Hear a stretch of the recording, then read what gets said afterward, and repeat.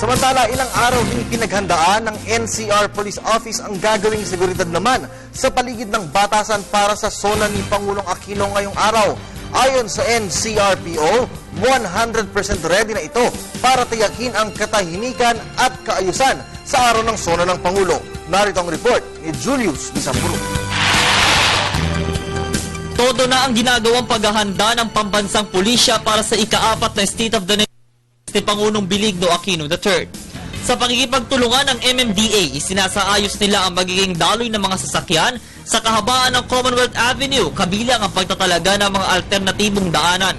Nag-deploy na din sila ng mahigit 1,000 tauhan na magsasaayos ng trapiko at makontrol ang mga relihista. Dito kasi sa may kabila, nakasarado na.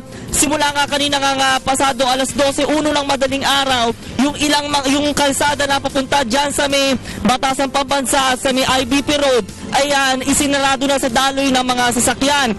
Nakatalaga naman sa pagditiyak ng seguridad sa lansangan ng NCRPO na magbabantay hanggang sa matapos ang SONA. Kasama din nila ang anti-riot teams, rescue personnel, ambulansya at bumbero, maging ang mga sidewalk clearing operations. Handa ang mahigit 8,000 puwersa ng pulisya sa posibleng mangyari sa zona ng Pangulo sa kabila ng sinasabing mga banta. At paalala naman nila sa mga relihistang susugod na sana'y huwag nang idaan ito sa dahas ang kanilang kilos protesta at makipagtulungan na lamang sa pagkakaroon ng mapayapa at maayos na pagpapahayag ng saloobin.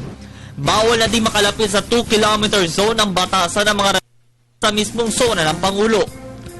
Naka-full alert status na ang lahat ng police units sa Metro Manila simula pa man noong Biyernes. Handa na din ang Quezon City Police District sa pagbabantay mula Commonwealth Avenue hanggang IBP Road na kung saan naroon ang batasang pambansa. Tinungo ng PTV News ang QCPD Station 6 na kung saan katapat lamang ito ng mismong gate ng House of Representatives. Dito'y todo na ang kanilang ginagawang pagbabantay. Umiikot na din ang ilang miyembro ng bomb squad para tiyaking ligtas ito sa anumang pagbabanta. Ipinapatupad na rin ngayon ang maximum tolerance ng mga otoridad, kasama na dito ang Police Operational Procedures at Human Rights Policies.